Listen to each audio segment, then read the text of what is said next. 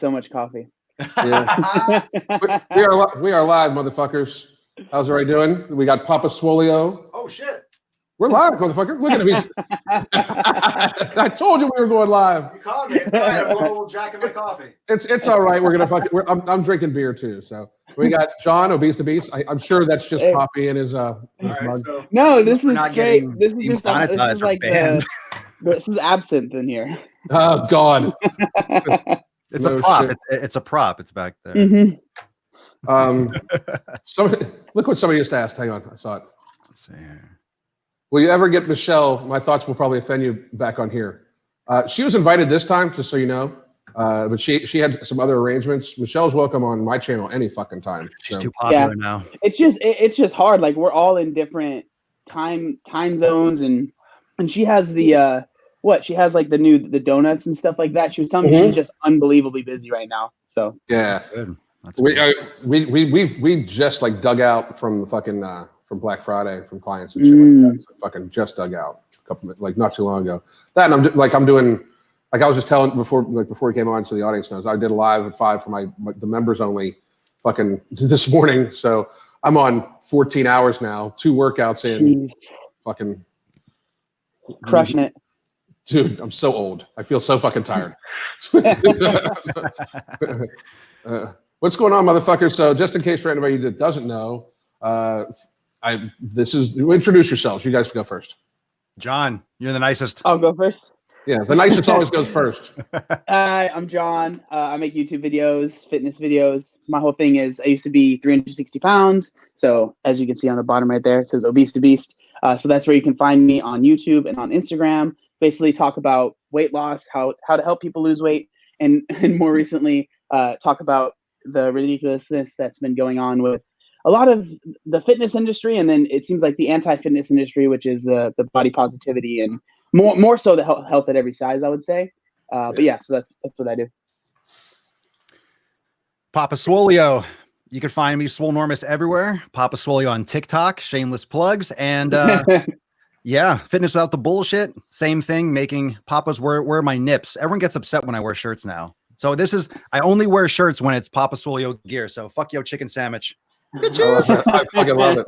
Just coming fresh off a workout. So my beard's a hot mess. I'm amped up on caffeine, and now I'm on like cup number 7 probably for the day. So yeah, find me Swolenormous everywhere. Love you. Most of the people know me. You know me. And I'm your motherfucker, Alan Roberts. You motherfuckers know me. So if you're here, you know me. So, but I'm doing the same thing, by the way. I'm only wearing t-shirts if I make them or something more adult because of the COPPA thing. We'll talk about that here in a little bit. Jesus too. Christ. Yep. But and John, you were saying like the anti-fat acceptance movement, the healthy size. Their trolls are the best trolls. They like they so advertise me. They're trying to get this shirt taken down. By the way, I wanted to thank you motherfuckers for doing it because I know you're watching. Because I sold a bunch of these motherfuckers the second you did that. So I fucking love it. Like the second they said we're gonna try to take your shirt down and blah blah blah, like fucking people just bought them up like fucking crazy. So thank you motherfuckers. I appreciate it. Yeah. I recently was called like racist and xenophobic and like pretty much any of those. I was called that by like there was a group of them.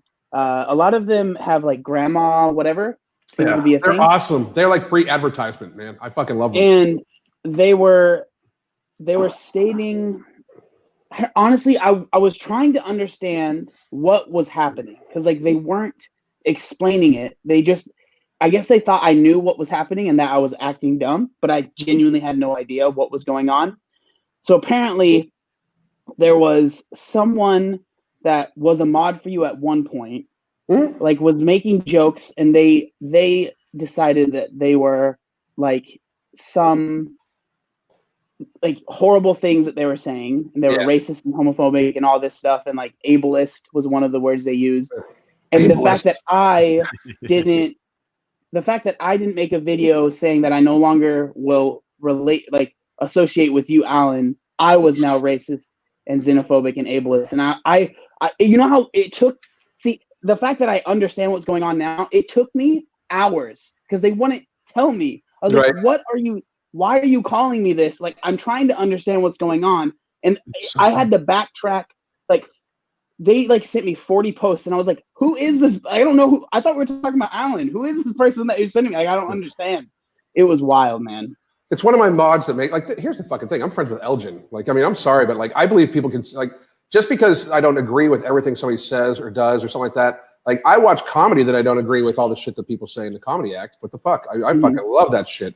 I mean, to me, like I judge people how they actually treat like me and other people. You know, making a joke.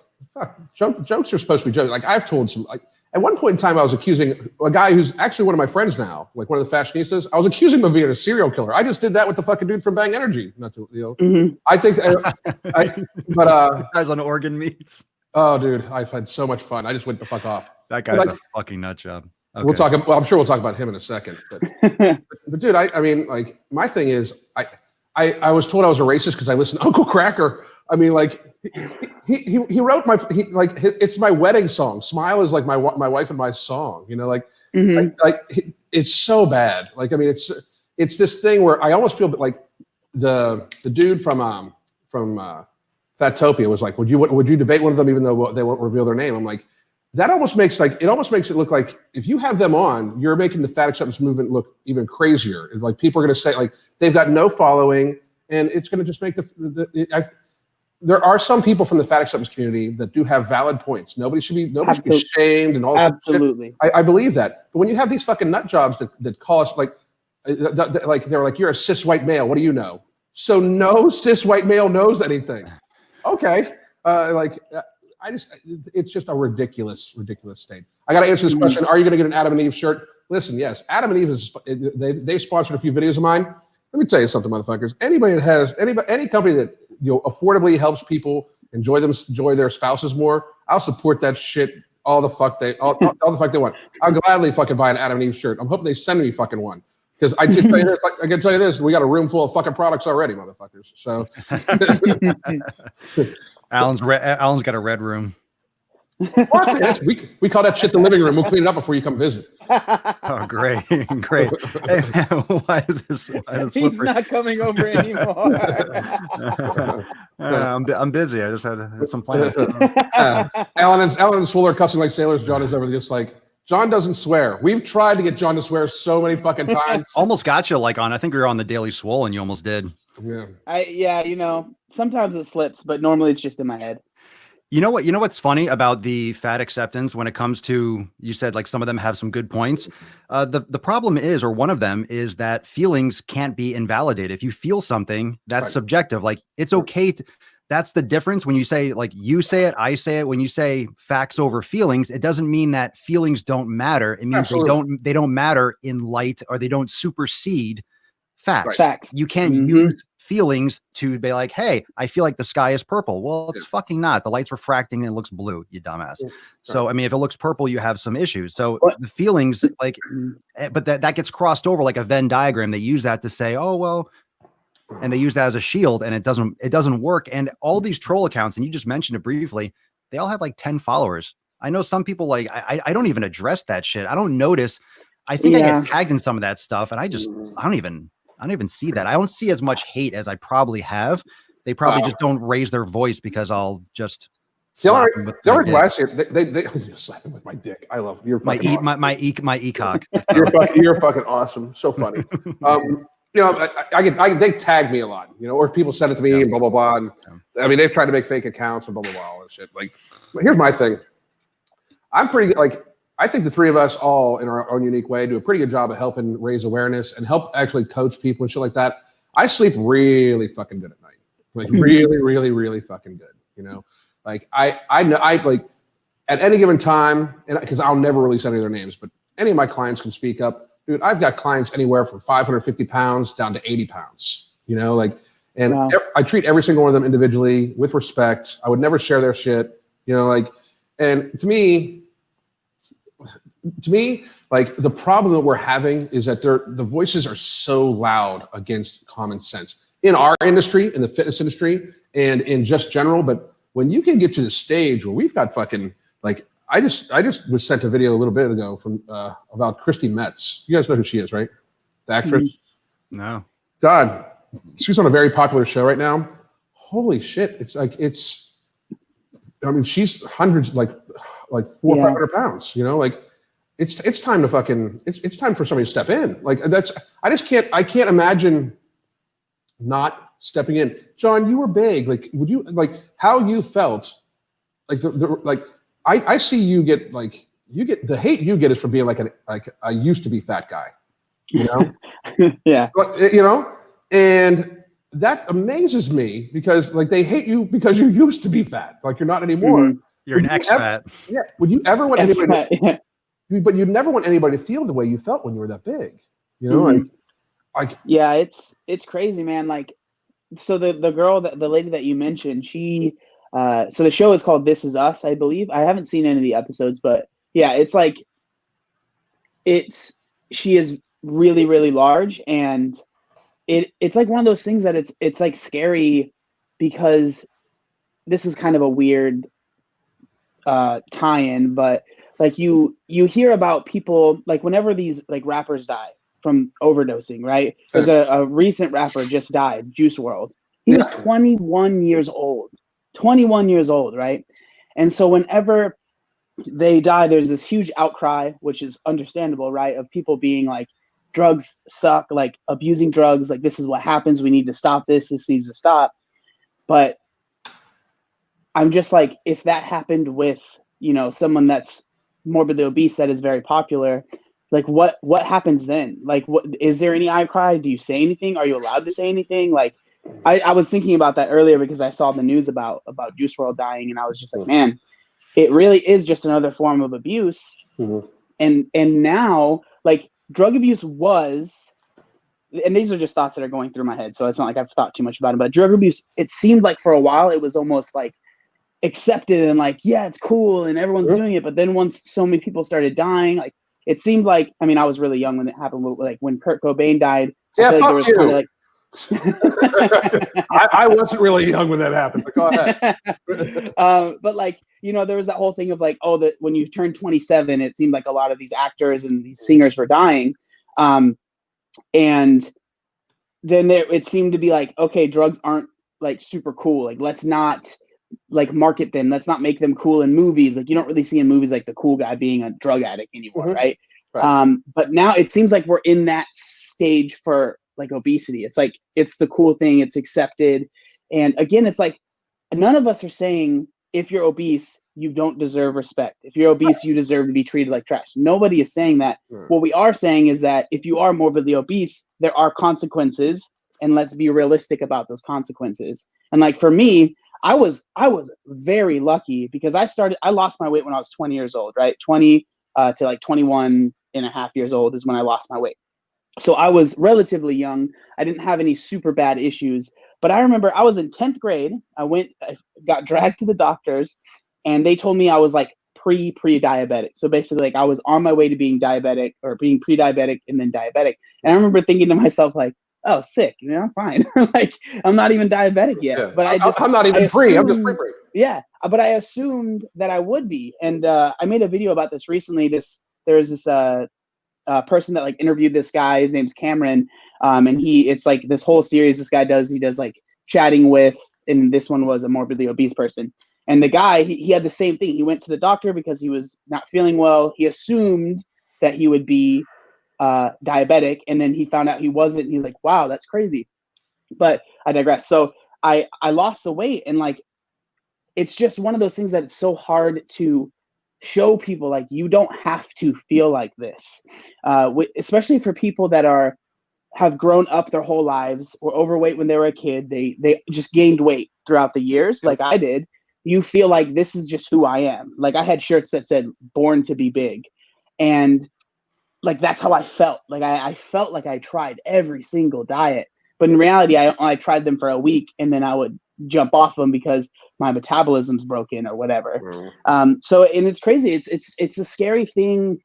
It's like when we're always talking about acceptance, it's like, where does the line stop, right? Like when does acceptance become just letting people do whatever they want no matter what the consequences are? And I think that's dangerous. I fucking totally agree. You know, that I think the largest issue with stuff like that is like you're accepted. I accept you as a person. I don't need to accept your fucking shitty ass behavior. Like, Swole, I think you do a great job of talking about that. It's not the person, it's the fucking behaviors. You know, like it's the, you know, you choose to fucking lay down. You choose to fucking sit in bed. You choose to fucking not eat right. You choose to eat like shit. You know, I mean, I in a recent video I said, like, you know, people treat their bodies like garbage cans and then wonder why they feel like garbage. You know, I just drank a beer. Guess what? I fucking ate clean for like 3 fucking days. You know, like, and when I mean clean, like I had a bunch of salads. I had a bunch of fucking protein. I fucking minimal sauce, minimal sodium, this and that. You know, so I believe in having some liberalization, because that way I don't feel restricted, because I don't want to feel restricted. But there's a difference between not feeling restricted and then eating whatever the fuck I want. Like, I think it's fairly evident that, like, from my previous pictures of my previous life, you know, before, I could eat a copious amount of food. Like, the thing that scared me, this is no shit, because when I was like 260, 265, I was working out for 2 hours a day. You know what I mean? I thought it might, like, now I look back on that, I'm like, if I would have caught an ankle injury or a knee injury and been laid up and eaten the way I did, I would have been 350, 375 quickly, like fucking quick. Because I was at 260, when you're fucking working out hard for 2 hours, you're burning a lot of fucking calories, you know? I could have got to the point where I was getting like 3-4 pounds a fucking week, you know, because I was eating a fucking ton. I think there's a huge disparity between, like, all these different. I think one of the issues is fundamental education and how people are taught to acquire information. We're literally just soundboards, and we just reflect it. So when you're in school, you have multiple choice. What's the answer? This is right. This is wrong. Once you graduate, once you leave that little bubble of, like, oh, tell the teacher, like, are you a good boy? I'm a good boy. Oh, you got an A, good boy, pat you on the head and give you a fucking, like, little sticker, and then you go on with your day.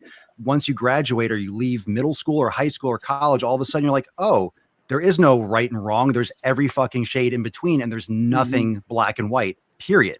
There's nothing that's that cut and dry. There's always context. So we're not taught to actually analytically think for ourselves. So when you have people that it's either vegan or carnivore or paleo or keto, there's a way. There's nothing in between. There's no customization. When people actually realize that, like you, Alan, if you want to have a beer once in a while and you have good results and you like the way you feel and you like having a beer and you want to do it, and then you fucking do it.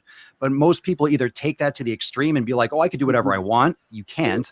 Or they do whatever they want and then they complain about it. Or they feel like they can't do it all. And then, because I come from a very strict delivery with my content, but it doesn't mean that, like, I'm not your fucking father. I'm not, you want some ice cream? It's like, go have ice cream. If you're gonna be on the toilet and shit your brains out all night, that means your body does not like what you consume. Whether you like the ice cream and you like the taste, you can fuck your face with that food all you want. It's not doing well inside your body. So people need to, like, understand the choices that they're making, the habits that they're building, and take ownership. It's just responsibility. And you're not, everything is just off laden. Like, it's the bald man's fault. It's the X-Fat. It's the society. It's the patriarchy. It's the white fucking man. Look, I mean, you can't win. You can't win no matter what you do. So it's like, well, we're going to stick to the truth and let everyone just fall under the bus, because they will. Like, when is someone going to literally drop dead? Like, these rappers, I've never heard of any of them. There's an outcry for a day or two until it's not trending. People, no, and this is the truth. People fucking care. No one cares about Juice WRLD. I'm sorry. Maybe his family, maybe a couple fans. I've never heard of him. Oh, I see it in the comments. Oh, Juice, who the fuck is that? Someone else died? It's like, what else is new? People are dying every day. So I'm not saying it's not a tragedy. I'm not saying I don't even know who he is. I still don't. But people are dying every fucking day, and many more people are dying from obesity-related illnesses and issues that are preventable than drug or guns. I don't even know how he died. It doesn't even matter. It's just someone that people know of, and then all of a sudden it's a big deal. It's not. No one fucking cares. It's like anything else. People just give it a week, and no one's talking about the other guy that fucking died. No one talks about him anymore. No one. What other guy? I don't know. There are two guys. Two guys got shot, like, in the last year. I don't know. I only see it in passing because everyone drops in the comments like RIP. I'm like, in my head, I'm like, oh, someone else died. And then I go on with my day. Like, I just don't know who they are. Nipsey Hussle and someone else, like that Temptation guy, the XXX guy that got shot down in Florida. It's like, okay. I mean, obviously that's a freaking byproduct of their choices, whether or not, someone should die or not. I'm not advocating that, but it's like, it's you make choices. Obviously, you didn't make a lot of friends, or you made some serious fucking enemies, and it's you have to take responsibility for the situation you put yourself in. Occasionally, there's wrong place, wrong time, but I agree with you. I'm not trying to be insensitive. I'm just saying in general from obesity. Just take what I said. If anyone watching gets offended, fuck you. Oh, dude, I don't give a fuck about that. I know you don't. I'm just saying it for everyone else. Like, oh my god, I was calling the Bang energy drink guy Hannibal the Cannibal the other day. He looks like it. That guy looks like a fucking he looks like a pedophile. Somebody sent me the video of him, and I just could not it was the first thing I thought of, and I couldn't get it out of my head. He looks like a serial killer. He really does. You know how many people we live in the offended world. I had so many people get offended.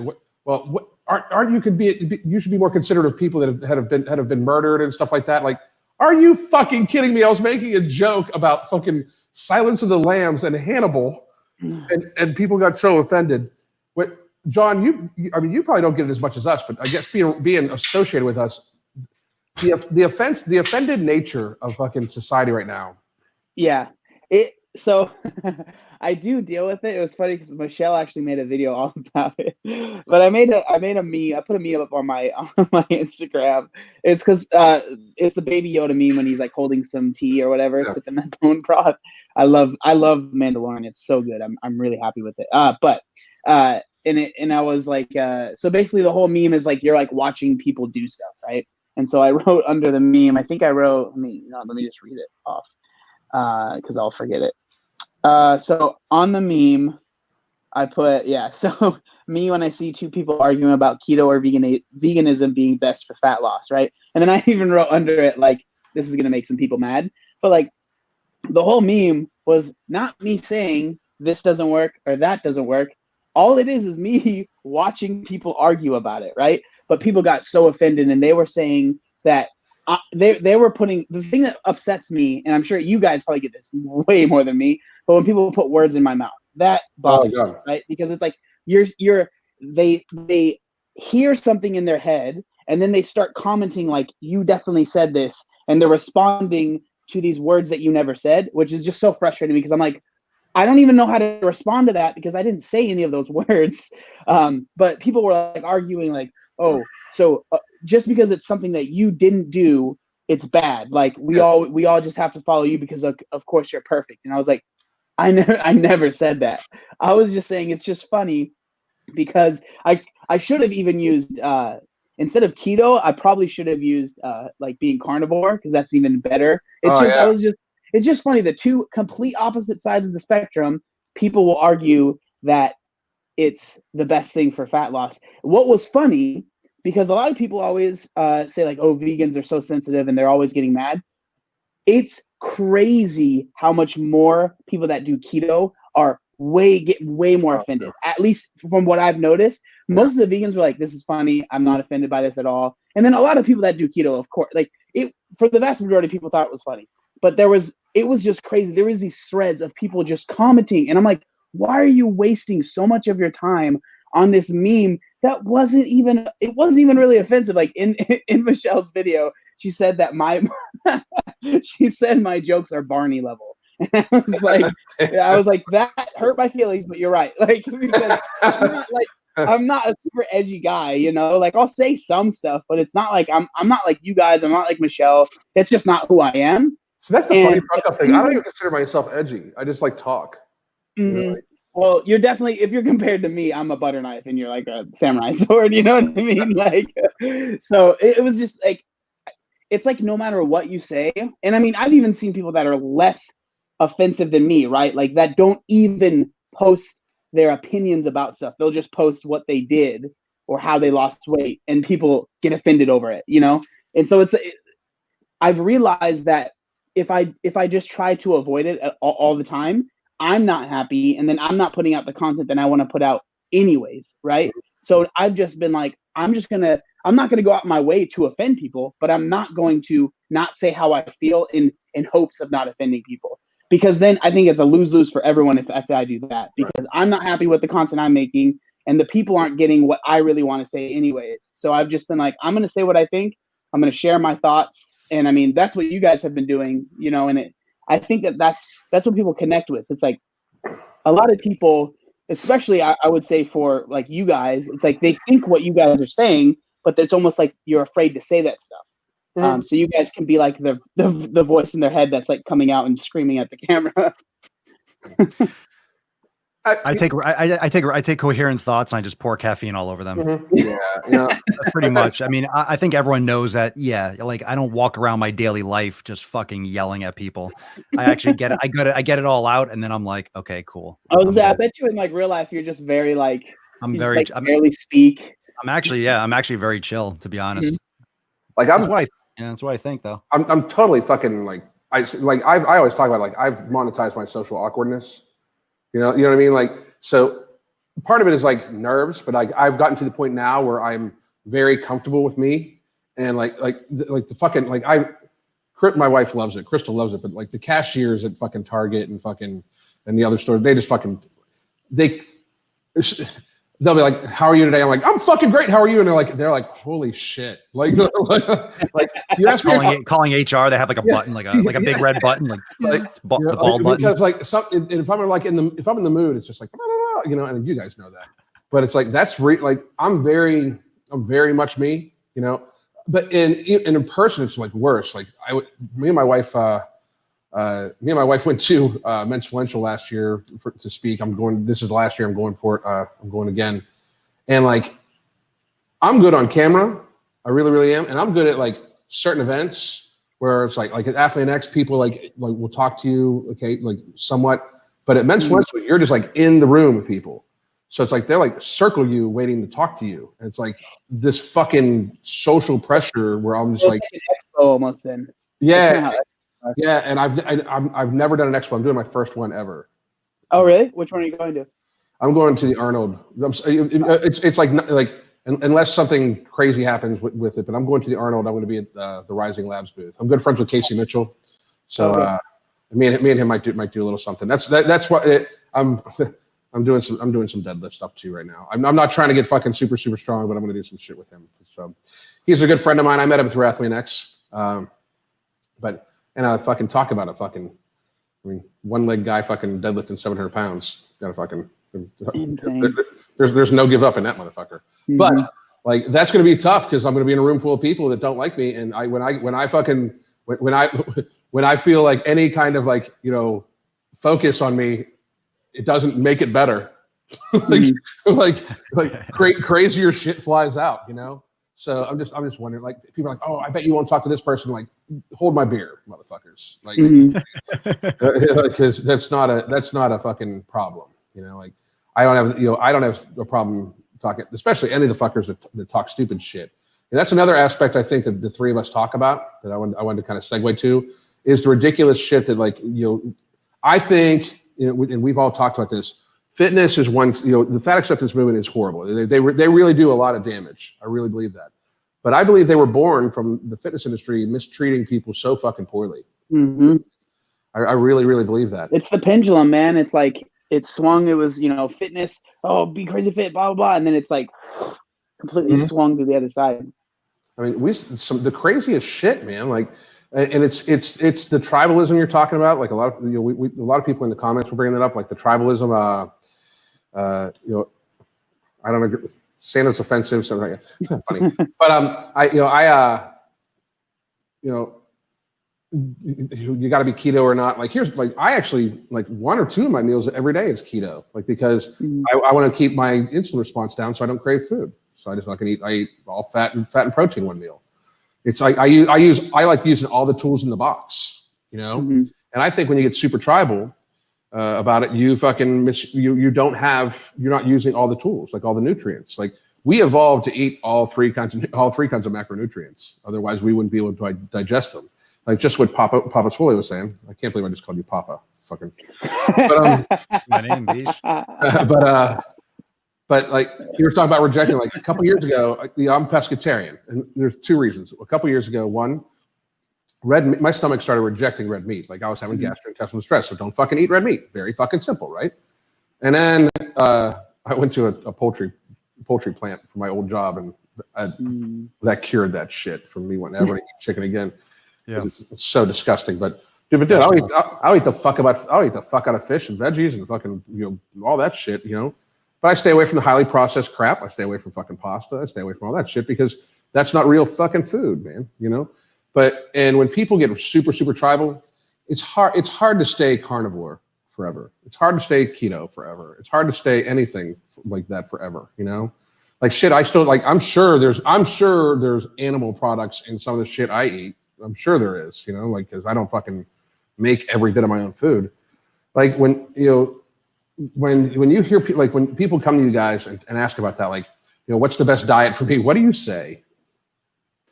You take that one. Yeah. Yeah. There is no best. That's everyone asks for best everything. What's the best exercise? What's the best this? What's the best time of day to work out? Yes. Like what's the best food to eat? The foods that work best for your body. And actually, honestly, the reason why I push that whole elimination approach is because it is clean slate. It's center of the universe. It's the sun. You start here. And then if it takes you down to vegan or carnivore or paleo or keto, and you like that, then you do that. But it helps you customize your nutrition. If everyone learns that you need to individualize for your genetics, which 99.9% of people have no fucking idea about, which gene sequences, which tags mean you can metabolize fats better, which ones mean that you are more optimal for X, Y, and Z, which genetic code, for red meat issues.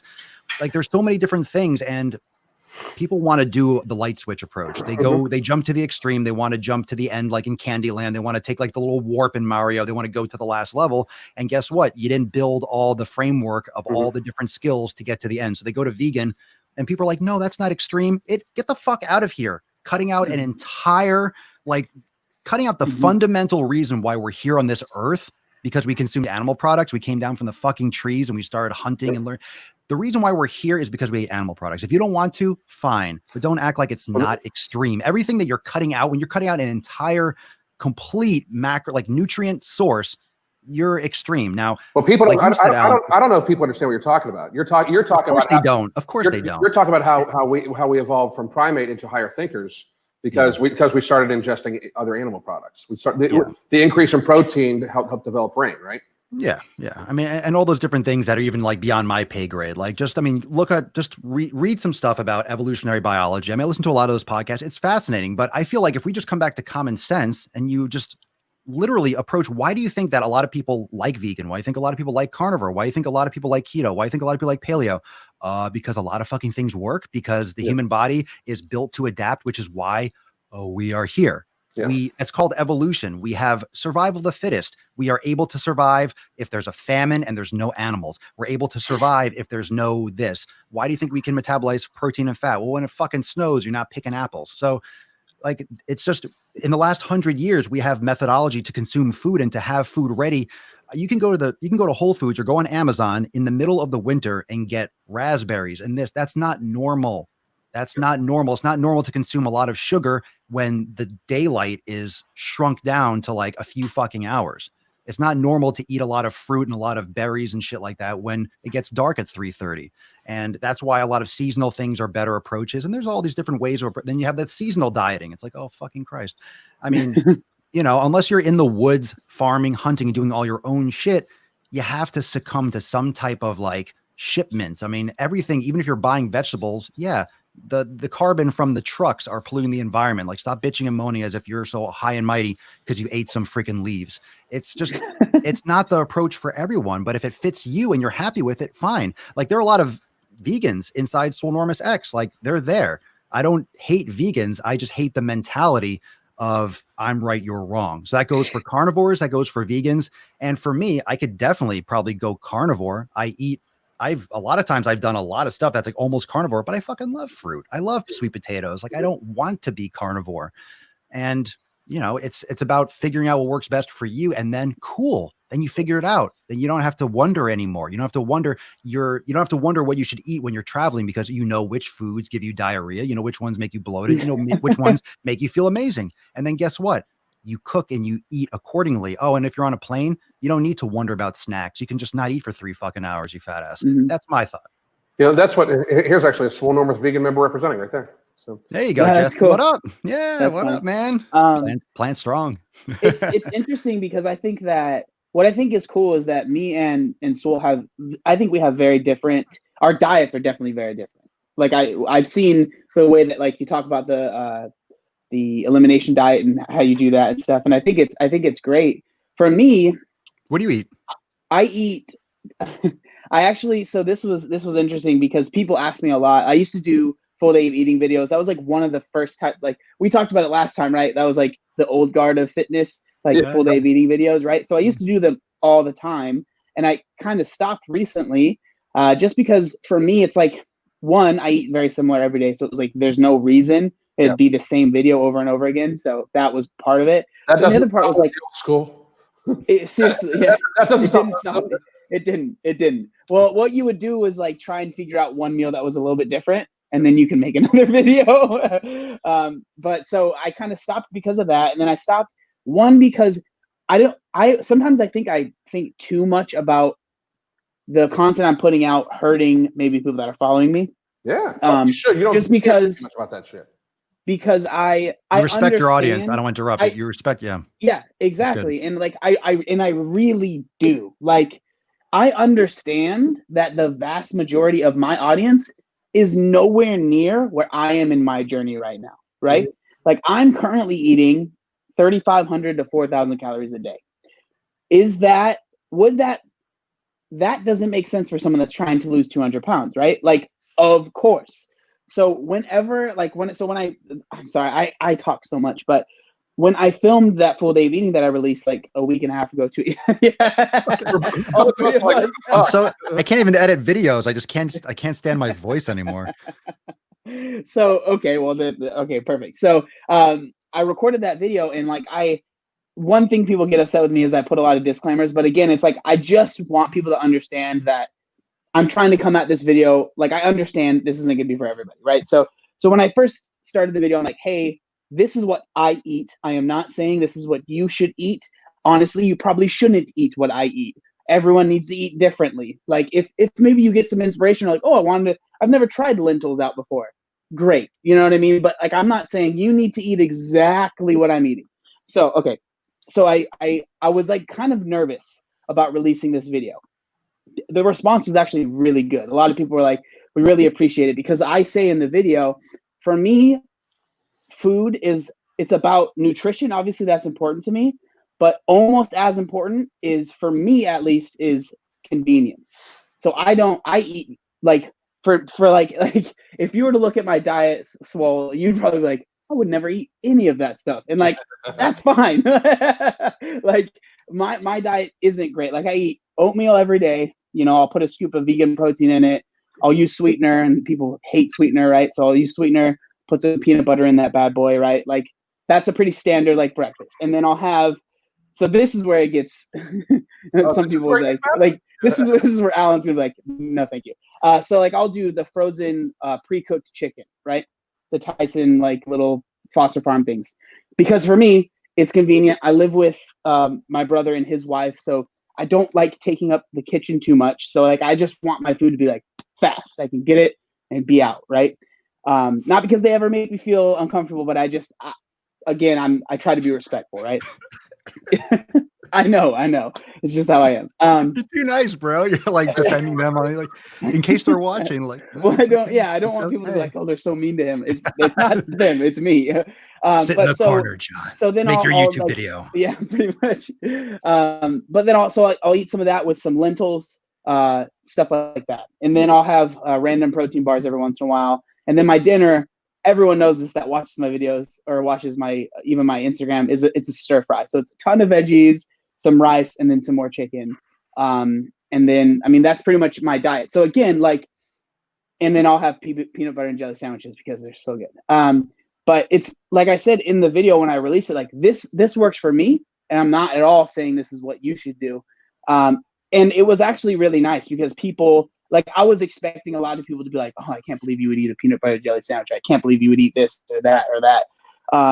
But people were like, I appreciate you being like realistic with the food that you eat. And like, for me, it's cool because I'm able to show people that are trying to lose a massive amount of weight, because again, that's a lot of my audience, or that have, and now are in that limbo state of, okay, I lost all this weight. I am terrified of gaining it back, right? That's the worst part right there. Absolutely. And I've been there and I remember it. Like when I was struggling with binge eating, like I remember being like, I'm going to gain the weight back. Like I was sure of it because I was like, I can't control this. So like I appreciate that I'm able to show people, hey, you can lose the weight and eventually have a diet that isn't the best. And like, it still works, you know, as long as you're not going back. Cause like for me, my diet when I was morbidly obese was so unbelievably bad. There is no way that I will ever get back to that size. And I'm not someone that likes to speak in absolutes most of the time, but like that is one that I am so sure of. It's like not like, Will, is there a way that I could possibly gain 30 pounds because I start eating like crap and maybe like you were saying, like get injured or something like that? Yeah, I'm sure that could happen. But if I got injured, I wouldn't be like, okay, time to start drinking a 2 liter of soda every day again. And, you know, going to McDonald's and getting 2 Big Macs, 2 McChickens, a large fry and a large drink. Like that's never going to happen again. So like, I know that I'll never go back to that. And so like, I want people to see that you can lose the weight and not feel like you're always struggling to keep it off. And that's kind of where I am right now in my journey. It's like, I can eat a relatively healthy-ish diet. It's not perfect. It's not terrible, and maintain. So well, that's what Crystal and I do. I mean, like that's a big part of our coaching. Like we teach people how to fucking earn it. Like Crystal had this one, I made a whole video series about this, but Crystal had this one thing. She was like, the problem is that people eat treats like their food. You know, like people eat treats like their food. Like it's not like a cupcake is not food. It's a treat. Yeah. You know, like, but yet people eat them every fucking day. And like, fits your macros, bro. Get it right. Yeah. It's like, dude, she's so amazing. She'll say shit. And I'm just like, what did you just say? Like I fucking speaking to my phone because that's where most of the video ideas come from. But like she'll say shit where it's just like, holy fuck, you know, like. But it's right. People eat treats like their food. Like people like donuts is a fucking big thing in every fucking office. That's a fucking it's cake, frosting, and fucking like jelly. Like it's sugar. It's like 100% like sugar. That's not a breakfast. No, it's not. It's not a breakfast. Yeah. We don't even like. Swole talks about evolution. We did not eat breakfast up until like a couple hundred years ago. Like breakfast is a luxurious fucking thing. People barely had food. You had to go hunt that shit. When's the last time you hunted food? Not you, but anyone. When's the last time well, some of you probably hunted, like comments.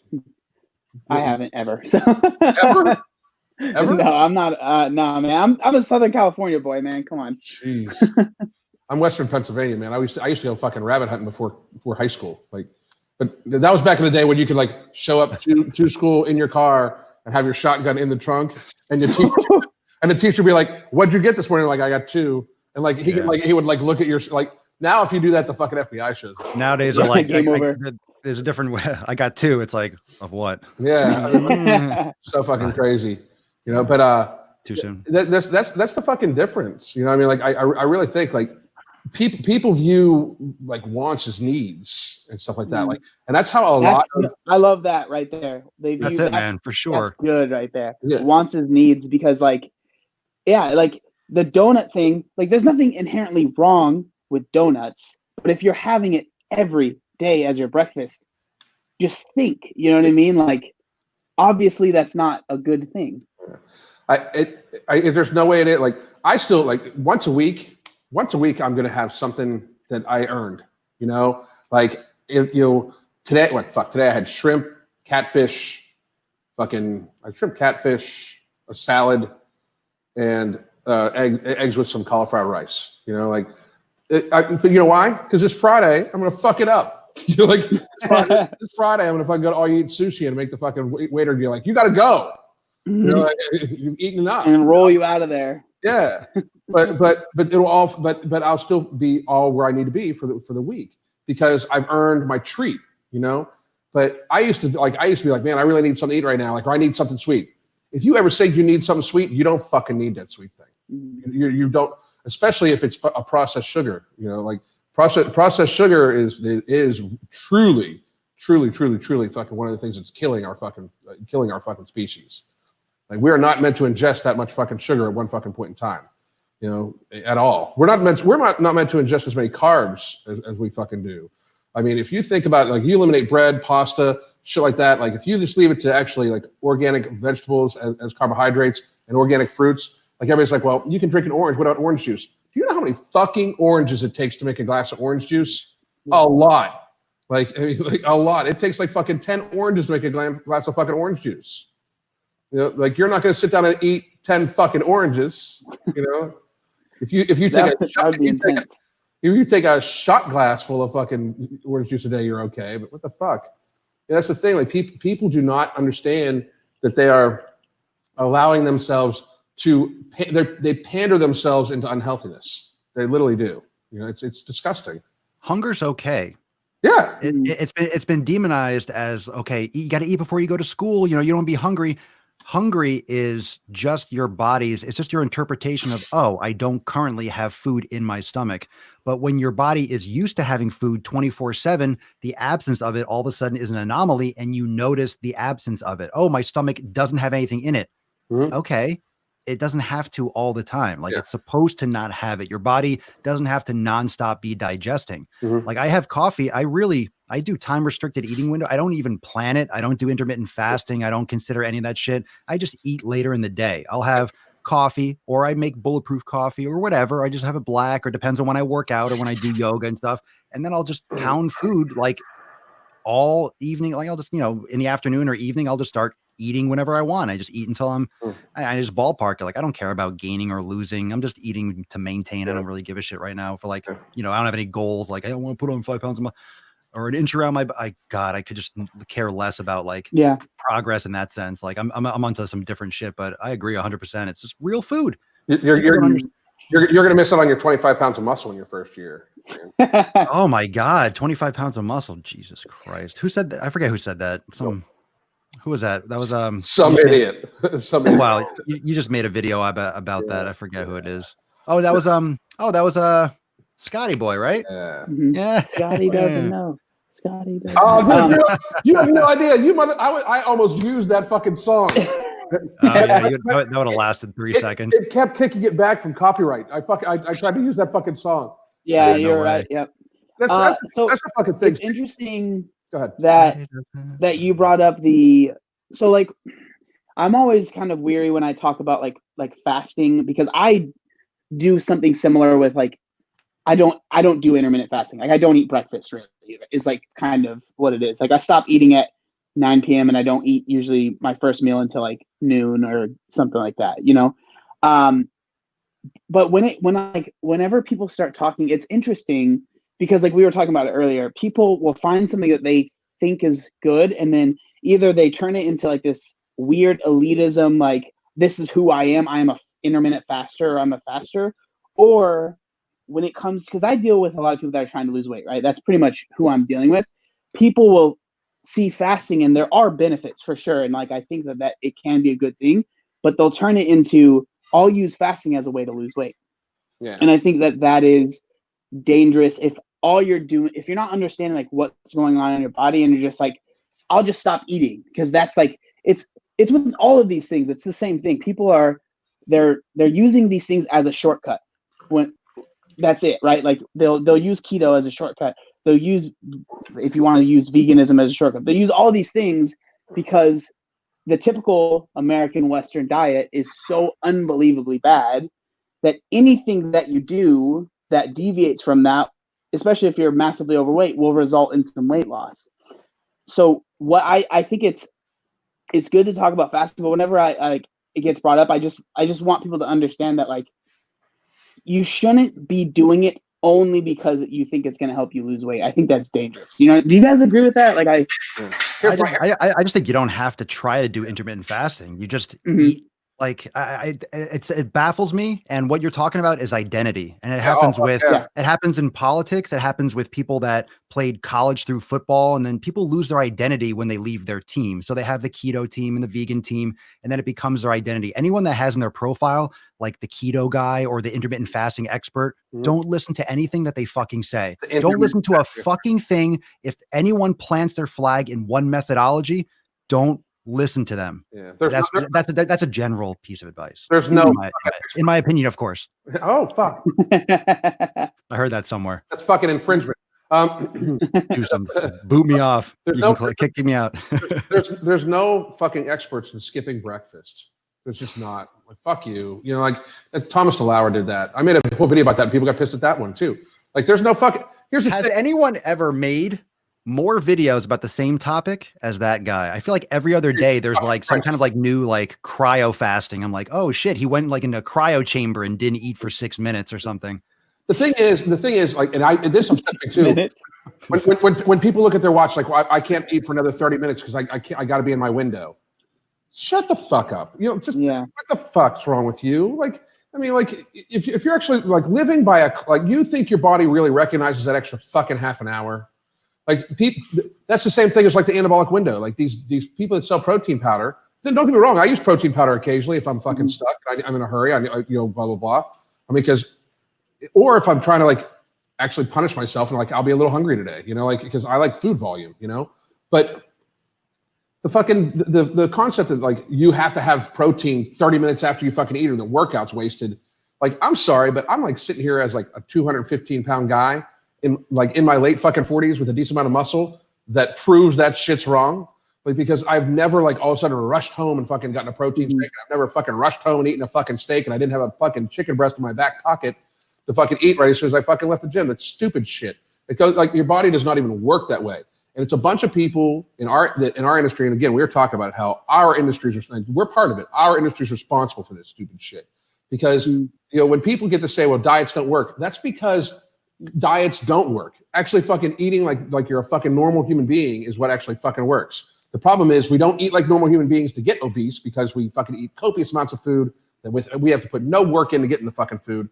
And then we have these dumbass motherfuckers that try to fucking talk about how we can, you can lose 45 pounds, in 3 weeks by drinking this fucking grapefruit juice laced with fucking MCT oil. Shut the fuck up and just understand it. It takes you got 300 pounds over the course of years. It's going to take you a little while to fucking not be 300 pounds, motherfucker. Like, it's just fucking reality. And you're going to do that by not eating like a fucking idiot like you were to get 350 fucking pounds. And I think it's a lot of people too, like talking about the losing thing. A lot of people, I think most people inherently like naturally kind of understand that, but they see people that have lost weight super fast. Yeah. Like The Biggest Loser is a great example of this, right? And people want that. And I was that person. Like, I remember for a while, I brought this up. It's one of I don't have many regrets, but it's something that I wish I didn't do.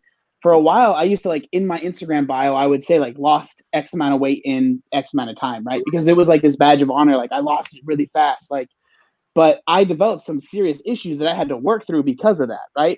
And so it's really important. Like, and I think that like all of us kind of bring it up. It's like no one cares how fast you lost the weight.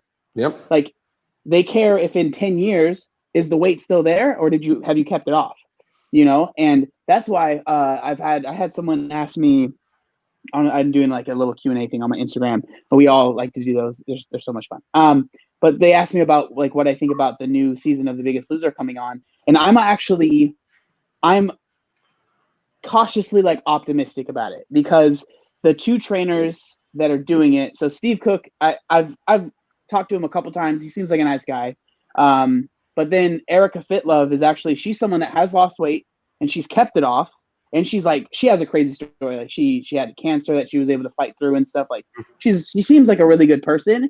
And it's hard to see them doing what like Jillian Michaels did back in the day, right? Like, but again, like I said, I'm optimistic, but it's like if there's some things that are going on that I don't agree with, I'm sure we'll all talk about it, right? Like, I'm gonna fuck that. I swear, like I said I made a video the same thing you, John. I'm a little optimistic. I just don't know how they think they're gonna keep it on TV because three of us know what actual weight loss is. That is like sitting down with a person, like making sure they don't stuff their fucking face.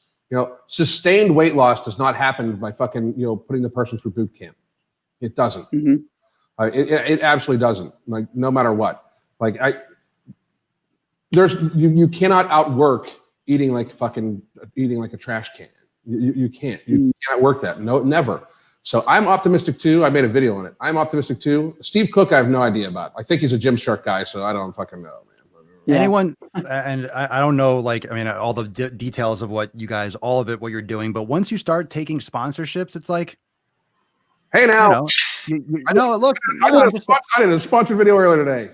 Well, you know what I mean. I'm just saying, well, what you do is different than what a lot of these people do. A lot of these people are just like, Remember, little mouthpieces. The people that got pissed at that video, I'm telling you, if you for your wife for Christmas, go on that website, use fitness, it gives you 50% off, and look up Bluetooth remote. You're good. No, but you get a free T-shirt. I see where you're coming from, like with the sponsorship, because I don't really work with anybody, and the reason is because like I feel bad, like the things they want me to say I almost never agree with, so it's like I'm not going to say those things. And like there's companies that I worked with in the past that I no longer do anymore, not because I think they're bad things, but it's like I'm not going to say what you want me to say. And then like it's the context, John. It's the context of like, the actual agreement. But, a lot of these people are just like, who knows who's pulling the strings. And obviously Gymshark, your situation. Continue. Yeah, exactly. But, yeah. Go ahead. I've turned down a lot of, like, over the last 2 years, especially the last like 6 months, I've turned down a fucking lot of money. I mean, like, that's what I think people understand. Like I could be like, I could be taking Dollar Shave Club fucking money, like ain't nobody's fucking business. Oh, dude, like I mean, like I can't. They have not contacted me at all. You can do beard oil though, but like, dude, like the second I hit 200,000 subscribers, it was fucking like, boom, boom, boom. Dollar Shave Club. There was one for a fucking scale that everybody fucking does shit on. Oh my gosh, yeah, that one. Shit, like, and I'm talking like, it's you sit down there and it's like, okay, well, you add all the fucking numbers up, and it's like they want one video a month, and like it's hard to fucking turn down, $60,000 a year to that, but like then you're like, but I actually have integrity, so fuck all you motherfuckers. Like the one person I said the scale thing, I'm like, your shit doesn't even fucking work. Oh, we'll send it to you. I'm like, it's a bioimpedance fucking scale. It's like, like they're like, it's the newest technology. It's a bioimpedance fucking scale. Like did you find a new type of electricity to go through the person's body? Because that's, it's shit like that. But like whenever I see some stuff like that where I'll do an occasional one, I really will, but I got to believe in the product. I absolutely got to believe in the product. Yeah. And I mean, that's the point, right? Like I don't think there's anything wrong with it at all. Like if Dollar Shave Club hit you up and you're like, well, I shaved my head anyways, and you ended up getting some razors from them, and you're like, oh, I really liked them. What's wrong with that? Like, there's nothing wrong with that. I don't see anything wrong with that at all. But that was the thing, and they weren't bad razors. But I use Henry's razors, and I have since they've come out. Like, and I actually use like the lather and like that. Like, I have my thing. I'm not fucking changing. Yeah. Like, there you go. So I mean, I'd fucking end up with more scars all over my fucking head. How often do you have to shave your head?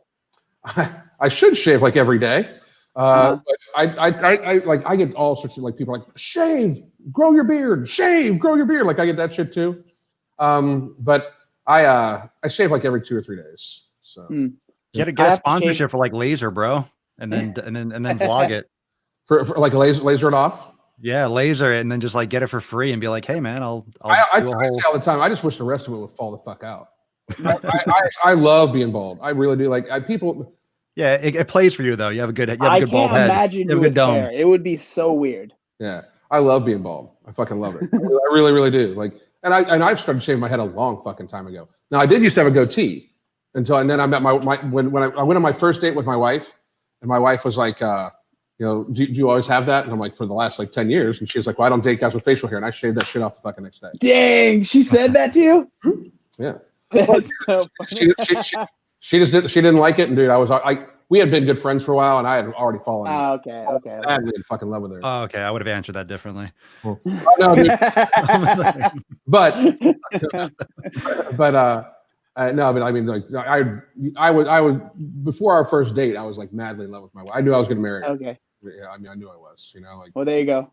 But fucking.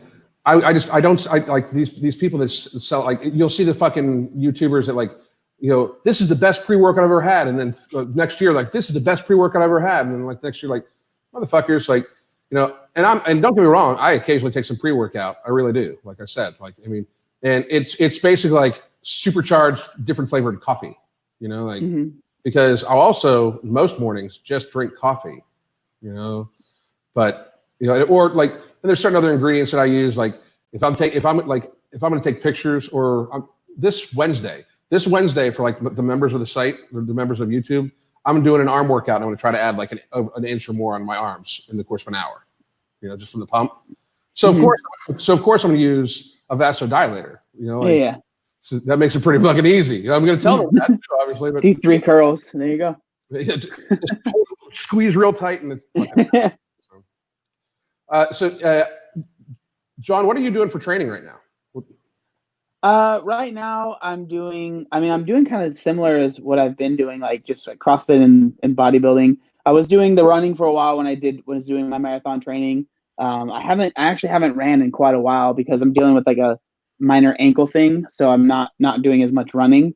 But it's been good, man. I've been, like we were talking about before, like I just recently hit 285 on bench. Again, this is like stuff no one cares about, but like I'm feeling stronger than I ever have been. So it's really nice.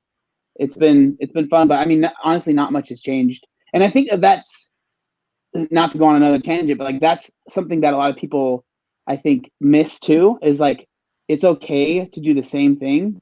Like as long as you're like adding weight or whatever, you know, like if like people, again, it's like people ask me, why don't you ever film your bodybuilding workouts? I'm like, because it's the same thing that I did 3 years ago. Like it hasn't changed. It's the same thing.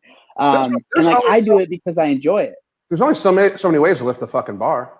Mm-hmm. You know? I mean, like Swole, I'd imagine I'd imagine you haven't come up with anything extremely revolutionary for your shit lately either. You know, like what do you like? That's the marketing aspect of fitness. Like there's always some new exercise, new thing.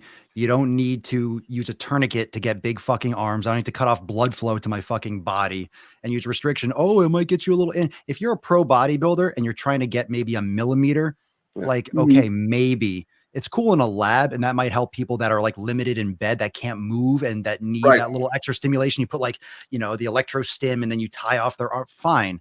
But people don't do the basics well enough. They don't train hard enough. They don't do the basics well enough. And they think there's some magic fix. Like, no, the reason why people that get results is because they go in, they do the same fucking shit so they can adapt. If you're doing random shit all the time, you're not going to adapt that well. And you're relentless and you're just resilient in just, you have to be resilient in the boredom. You have to find the beauty and the drive, and people can't do that. Try doing that for 10 fucking years. That's People right. don't even do it. Oh, I got 2 weeks in and 3 weeks. Or how quick can I put on? Who fucking cares? You're going to do it for the next 20 years. Do it right and build. It doesn't matter. Like John, doesn't matter if you lose 100 pounds in a year or 5 years, you lost the weight. You're going to lose the weight. Are you going to die next year? No. So just, it doesn't matter about the time. It takes years. I've been lifting for 20 years. Yeah. So, and like I've gone bigger and then cut down, and you adjust, you go through different seasons. And after 20 years of resistance, I just don't care to be under a 500-pound bar anymore. It doesn't feel good. I don't want to do that. I'm doing less. I'm doing less volume, more frequency, and just tons of meditation and yoga. Like I just feel better, and that's it. And I'm fine. Yeah, I do a fucking shit ton of yoga, and like I do a lot of lightweight, like a lot of lightweight. Like especially like and some people, like it's lighter for me. You know, like the only thing I go a little heavy on right now is is my deadlift, just because I've never had a good deadlift. And out of all the 3 big lifts, you can just drop that shit.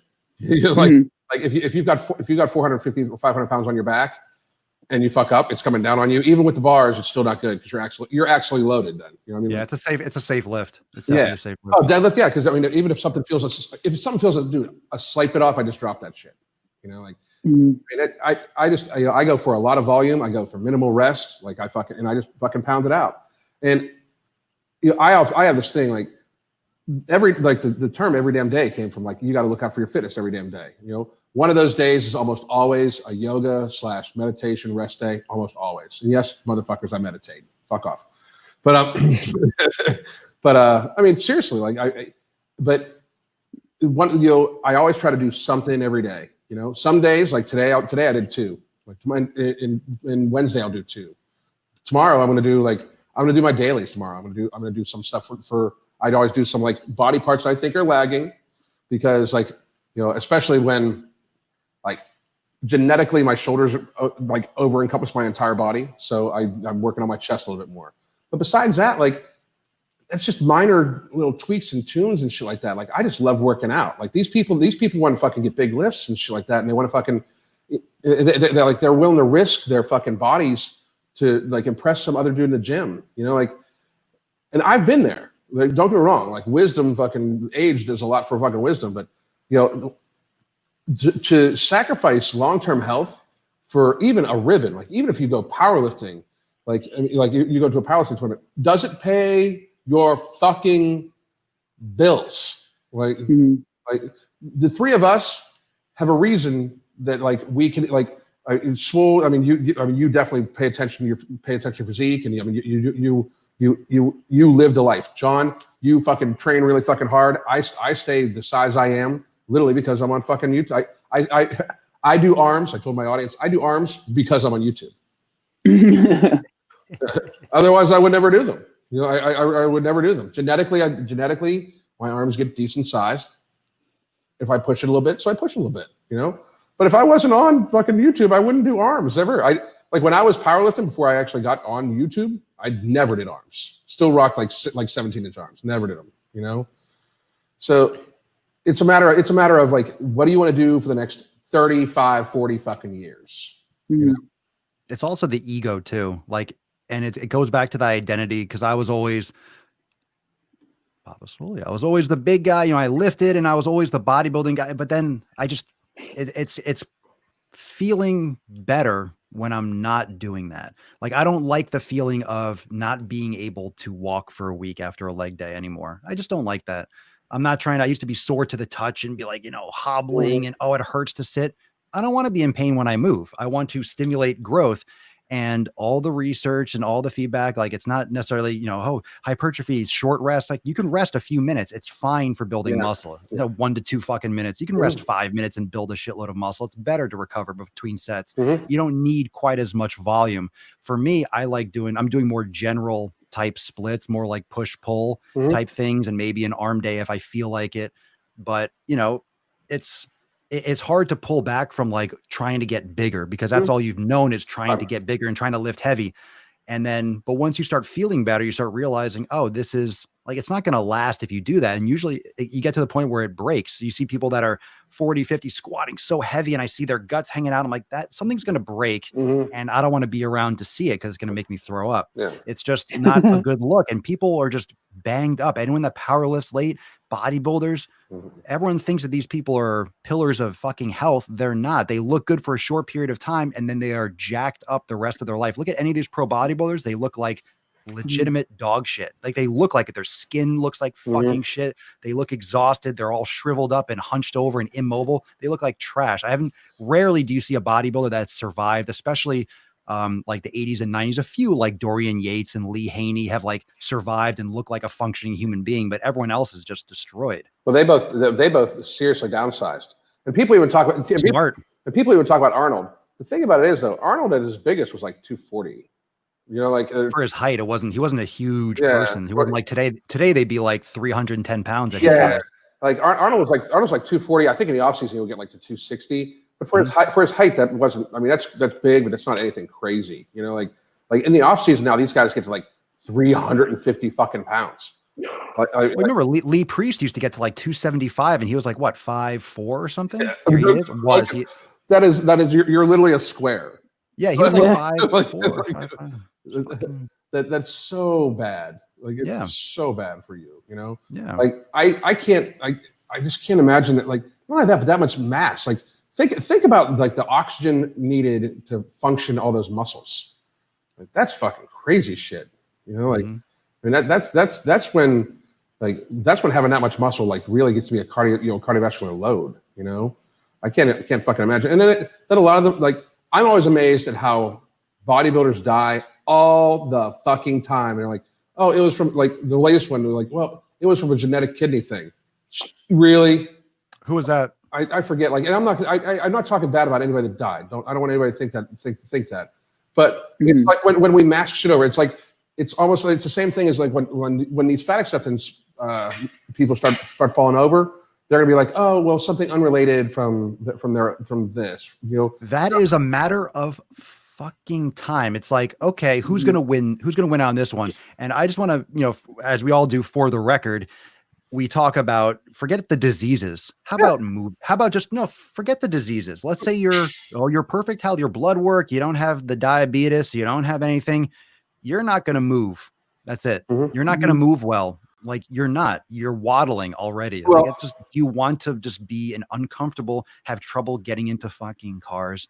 Have trouble just fucking tying your shoes. I saw a commercial. I saw a pre-roll out on YouTube for sneakers. You don't have to tie. You slip your foot in it. It wraps around your heel. Like people can't. You don't have to bend over anymore to get past their gut. It's like this downward curve though. Like the bigger they get, the less mobile they get, which then they gain more weight. The bigger they get, I mean, it just goes down faster. I mean, it really like it's such common sense. Like, and I always am like, it's weird. Like, I came from just comedy roasting to when I really wanted to start helping people, right? And a lot of my members get to see all my old comedy roasts, by the way. But I mean, I'm fucking harsh to people when I roast them comedy wise, like harsh. You know, how you doing, Tyrone? How the fuck you been? But what the fuck, man? Like, I mean, I get on camera and I like say, hey, take better care of yourself. What the fuck's wrong with you? And all of a sudden now I'm evil. Like, you know, like me telling you to take better care of yourself and not fucking kill yourself with food. Now I'm evil. That's a sad statement on society. It really is. Like, I mean, because for real, like anybody that's watched my old content knows that when I talk about Tess Holiday and I talk about these other obese people, I got mittens on, you know, like, because make no mistake about it, I'm not a nice man. Like I could say some seriously hurtful fucking shit to people that I make sure I don't say, and I do sometimes say it. I just make sure I make sure it gets edited out, you know. But like, but I find it amazing, like how kid glove it needs to be when in such a situation, like it's such a dire situation that somehow or another is just getting misconstrued, and I don't see it getting better. Like the fucked up thing I think we all saw it, where Jillian Michaels came out recently and like regurgitated to NBC News how obesity is horrible, but everybody's too politically correct to say something about it, right? Shit that all three of us say all the fucking time. Like nobody's saying this shit, but you know, she's got me blocked on fucking Instagram, so she knows who the fuck I am. She, you know, nobody else is saying it. But anyway, YouTube doesn't show my videos to people anymore. They stopped showing. It's crazy. I don't know if you guys had the same effect recently. We haven't talked about that whole shit. Oh yeah, we'll talk about that right now. But I mean, I don't know what your guys' analytics look like, but mine's like literally like lemmings jumped off a fucking cliff. Like whenever they release these new updates and these new things that they say, it's literally like and then all of a sudden it's like ching, it's like literally someone back there is like flip the switch, like, oh, he thinks it's good, and then fuck this guy. It's funny as shit, but it's embarrassing when like she's planting her fucking flag and just trying to get some attention because she's old guard. She's the worst part is it almost invalidates it. Like, lady, you should not be talking about obesity ever again. Like you were on that fucking show. You should shut the fuck up. Like, I mean, like, for sure. You give the rest of us are actually trying to fix the shit that you fucked up.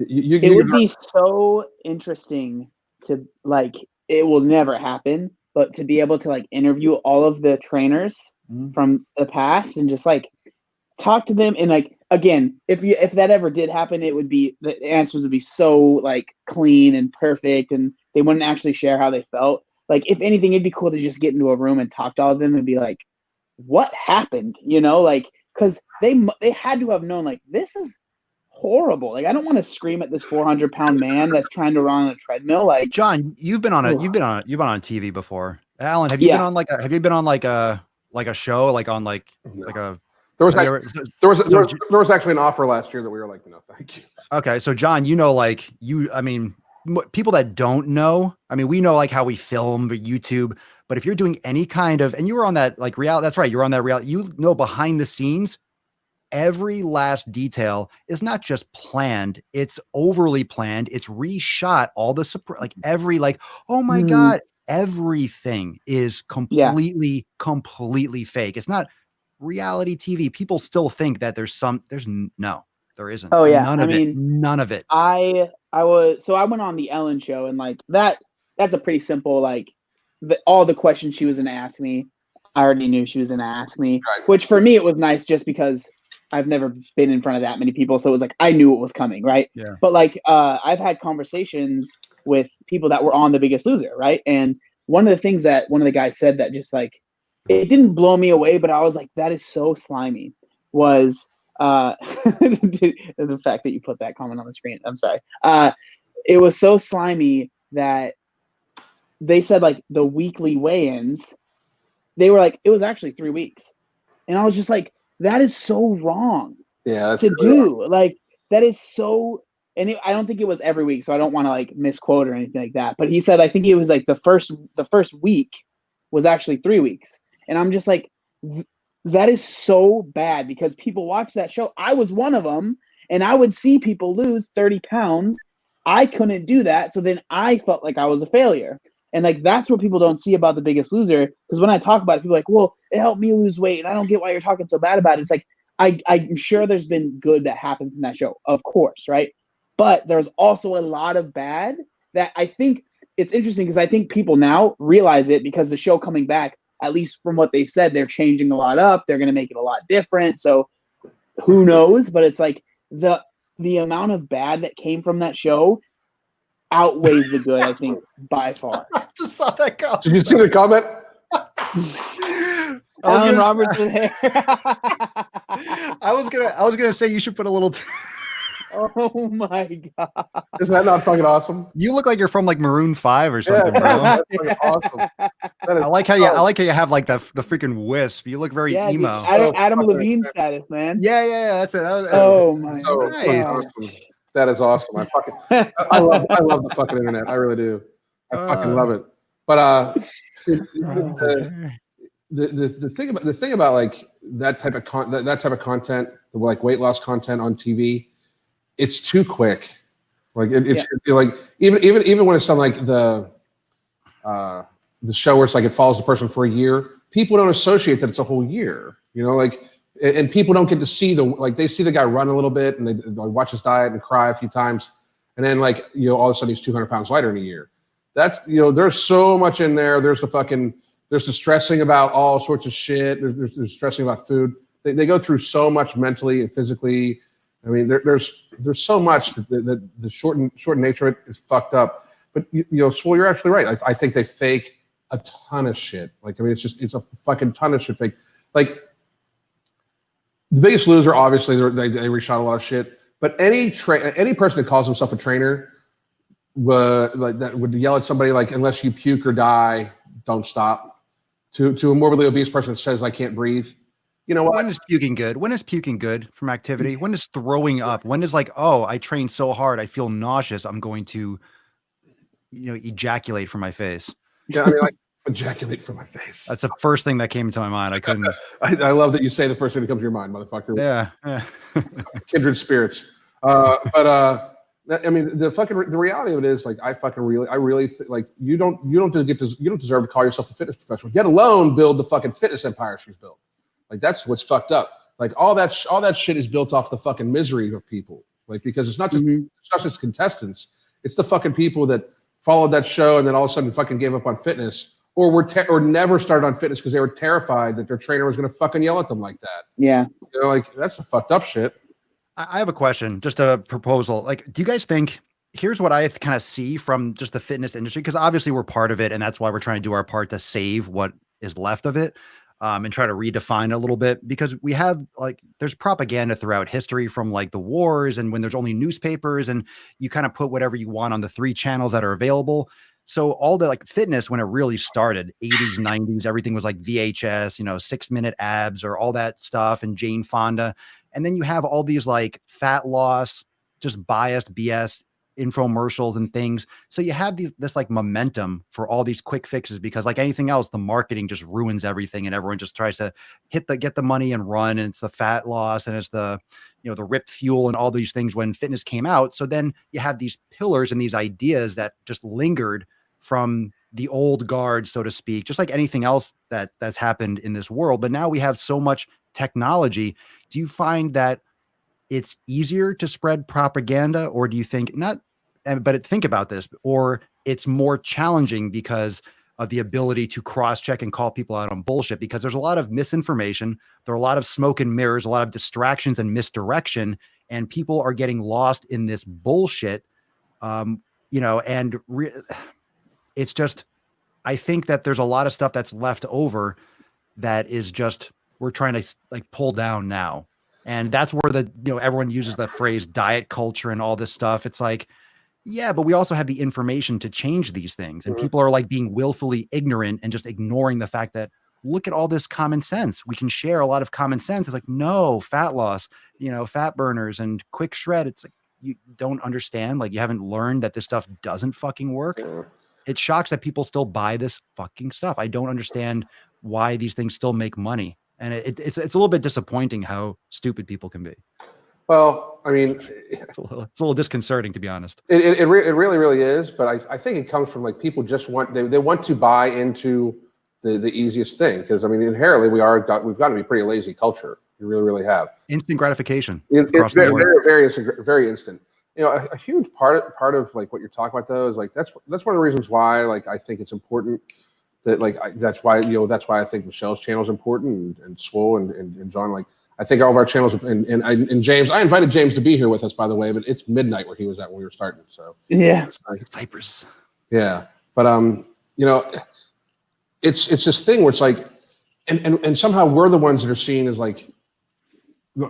I've always found it amazing where people will be a complete fan of mine and I hate saying the word fan, but they'll follow me and everything like that when I roast V-Shreds or Tyrone or somebody like that says something stupid. But if it's somebody all of a sudden that they really, really like, if it's like Chris Heria or something like that, they're like, oh, fuck you. I've always fucking hated you. Like, motherfucker, I have 100 comments from you saying how fucking awesome I am. And now because I say somebody that you think looks good without their shirt on, like you're all of a sudden fucking pissy. So, I mean, same thing happened with the fucking Herman thing. Everybody's like, oh, he doesn't deserve that. You should have been nicer. He said stupid shit. I pointed out that he said stupid shit. I left the fucking behind the neck press shit alone because that's some real stupid shit. That's like disqualifying as a fucking, as a coach. Like to challenge an audience of 2.3 million people to do the behind the neck press and let's see how our shoulders feel. That's fucking stupidity. I mean, that really is. I mean, I hope he has a good lawyer because somebody can fucking sue the fuck out of him for that shit. It's fucking stupid. But and there's plenty of his content that I like. He should stick to doing his curl tutorials. That's fucking awesome. More people need to learn how to do like a fucking hinge move. But like in my mind, we need to fucking call this shit out as much as possible because people that like it happens to a lot of fucking people. To a lot, like they see somebody that looks like they know what they're fucking doing, and all of a sudden I want to look like that, and then the person promises them they can look like them. And by this.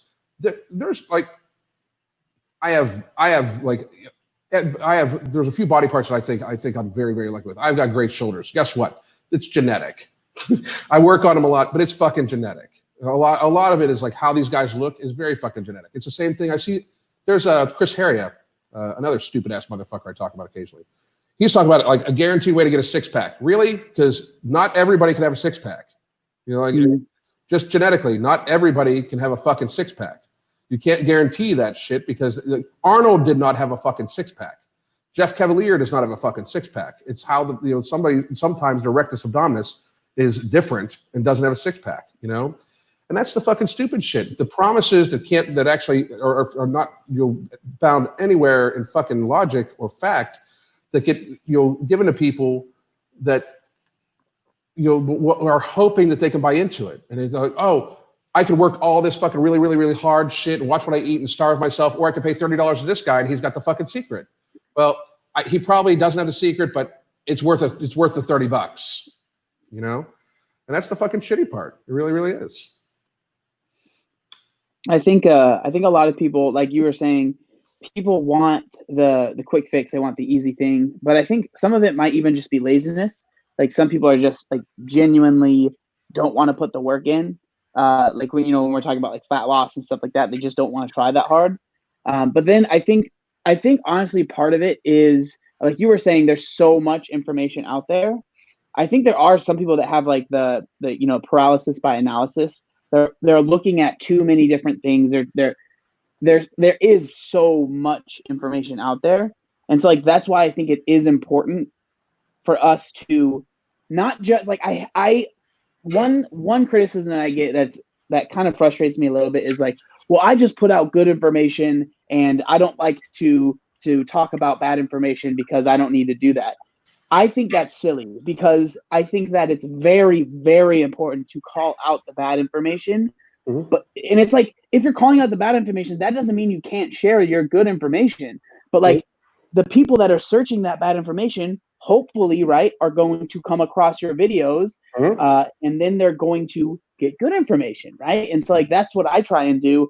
And I get especially a lot of the people that followed me before I started doing any sort of like reaction videos or even explaining how I feel about certain things, because they're so used to me just not reacting to things. But I've always had these thoughts, but I just didn't share them. And now I think it's really important for people that have the right information. And you see it more and more now. Like you're seeing more and more people make these types of videos. And I think it's great. Like more people that are much smarter than I am, that are making these types of videos that are calling out the BS information and in turn are still sharing the good information. But yeah, I think that for some people, I think there's many different reasons. But I think that the whole paralysis by analysis thing is part of it. I don't know. You want to know how scary it is to like listen to another human being, like, and trust their knowledge, like a human being, like a human, like a little ant on the earth. Like someone said something like, ooh, that's, and I'm not saying anything for people that follow me or follow you, but I'm just saying when you don't objectively and actually think analytically about what someone is saying, like that's one of the reasons why we have all this controversy about nutrition and about training methodologies. Like people have this paralyzing fear of not knowing. Guess what? We don't. There's a reason why there's vegan and carnivore in this debates. Guess what? Because the top fucking people in the entire world do not all agree. Why? Because there isn't a clear answer yet. If there even is an answer, and the answer is probably what no one wants to hear. Oh, it can be different ones for different people. Yeah. Oh my God, but then what are we going to do? What am I going to eat? Real fucking food. It's so goddamn simple. It's the simplest thing, but you can't because you've been lied to. There are big machines at play. And when we say, or when I say that you're the one to blame, take responsibility, it means take responsibility for where you're at now. It doesn't mean that you weren't screwed over by your parents and being fed Pop-Tarts for your first 10 years. Like you can't control that. You're a child, you depend on your parents, and you weren't in schools and all this stuff. There are big machines at play and a lot of money. Everything, the food, pharmaceutical, everything is geared towards providing us with garbage food. Oh yeah. The beautiful thing about the internet and the beautiful thing about Amazon, the beautiful thing about purchasing power and making choices and building habits is you have the ability to say, oh, that's what they recommend with the food pyramid. Oh, that's what they recommend. Cool. I'm not going to eat that. I'm going to choose these options. You have a choice. People don't realize they have a choice. Now we have freedom. We have perceived freedom. We give up some of our freedoms for protection and for order, which is better than what some people would like to claim. Like, I want anarchy. No, you don't. Like it's great the way it is. The earth you better be physically fit and know how to shoot a fucking gun if you want anarchy. Yeah. I mean, this country is so fucking well off and we're doing so well, but people are just bitching and moaning because everything's so great. It really is. It's so amazing. We're trying to find problems. So when we're making these videos on YouTube, or we're not making videos on YouTube and, it looks like you're a hater or you're ripping on someone, it's called attention. It's the most valuable asset that anyone has more than time. It's attention. Yeah, you're getting people's attention in order to spread a good message. I mean, you could see the algorithms at work. You can see what's going on when you make a video. When I make a video, and Alan, you same thing, Tess Holiday or Brittany Dawn or something. It's like, boom, you get Amberlyn Reed, you get views. I make a video about meditation, practicing yoga.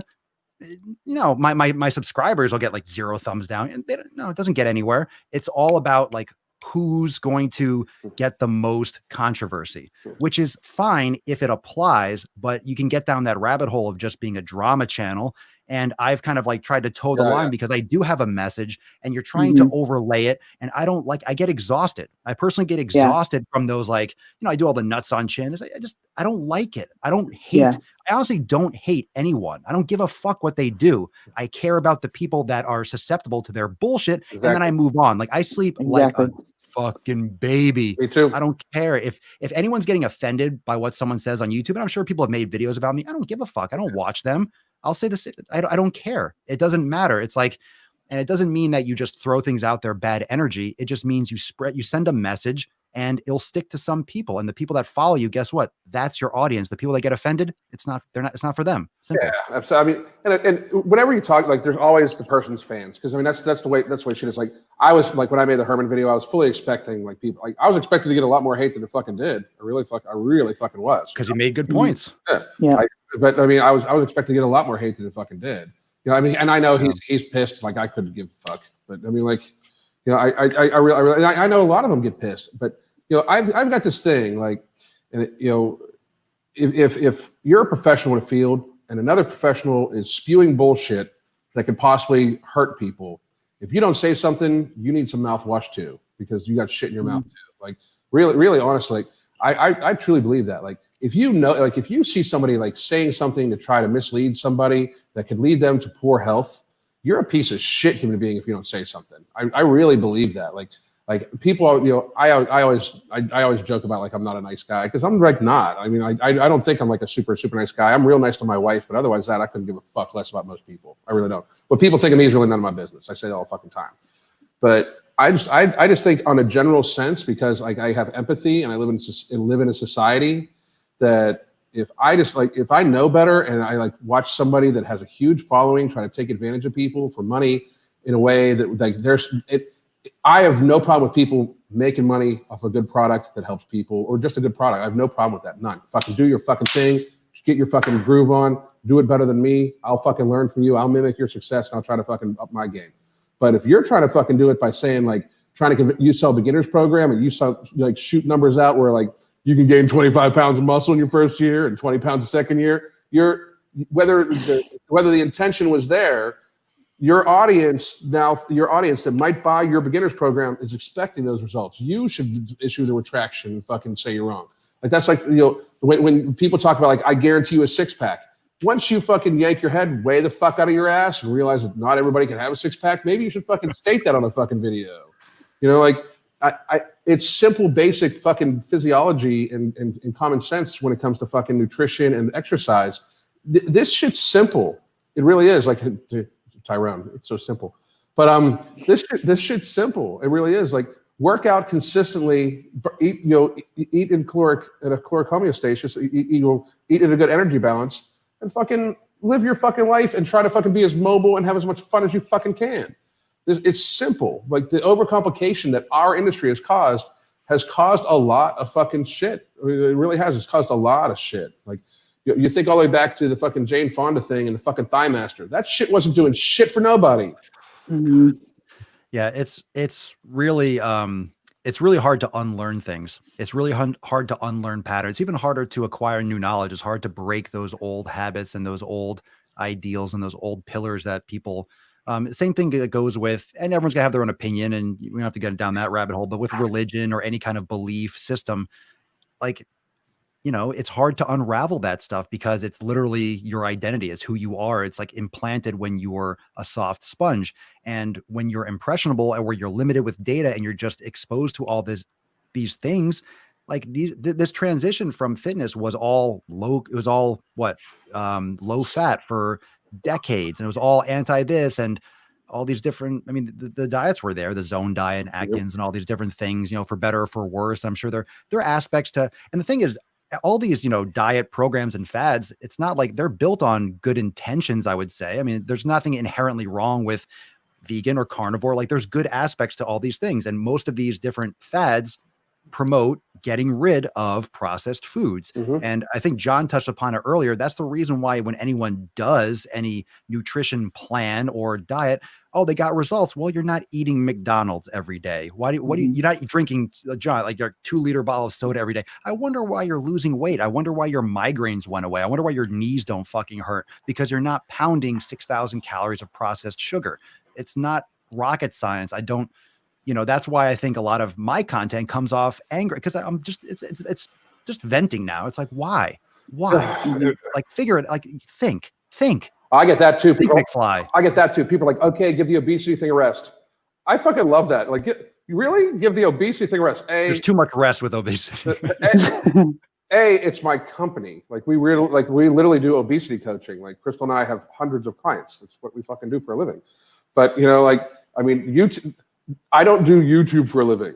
Like I mean, people need to understand. Like this is like this is not the business. The business is when I wake up at fucking 5 o'clock in the morning and talk to people from everywhere from Okinawa to fucking Hawaii and everywhere in between to fucking, you know, help them with their food, with their nutrition goals, and help them understand their relationship with food and shit like that. You know, how many people ask you, like, what do you do for a living? I still get the do you live in your car? I love that shit. Like, I love that when you started shooting, there was like a blanket back there. I was gonna fucking. This is no shit. I was gonna fucking. I was gonna get a big cardboard cutout of Vince. Just get tired and just put him like with the seatbelts on. Yeah, put your seatbelt on, Vince. And I just ran out of fucking time. I just really did. Oh, there's time for that. There's always time for that. But I'll do something like that again next year, something like that. But I don't know if I'll need a blanket back in the car anymore. The blanket was back there for two reasons. One, the dog would lay on it when I would fucking take the dog places. But two, I mean, we lived in up north and fucking Crystal got cold in the car. You know, like now we're in Florida. And there's no problem with that shit. You know. But, all right. Well, I gotta get going. Yeah, I tell you what, guys, we could possibly wrap it up. It's a 1:35 anyway, so let's do it again. I got a couple ribeyes to fucking town on. No lentils in this house. Anyway, you guys tell everybody where they can find you. Fucking rocks. Go ahead, John. You can find me Obese the Beast. I put it down there in the little thing on Instagram and YouTube and Twitter. Yeah, so it's pretty much the same thing everywhere. Nice. Likewise, Swolenormous everywhere. Swolenormousx.com is my site, and at Papa Swolio over on TikTok. I'm Alan Roberts. You motherfuckers know who I am. Click the join button. Fucking get some exclusive content. Doing a live at 5 where I'm going to put an inch on my arms in an hour for 25 pounds of muscle. And 25 pounds. In the first month, December. No shit. Goddamn motherfuckers. Thank you, motherfuckers. I appreciate you. Peace. Later on.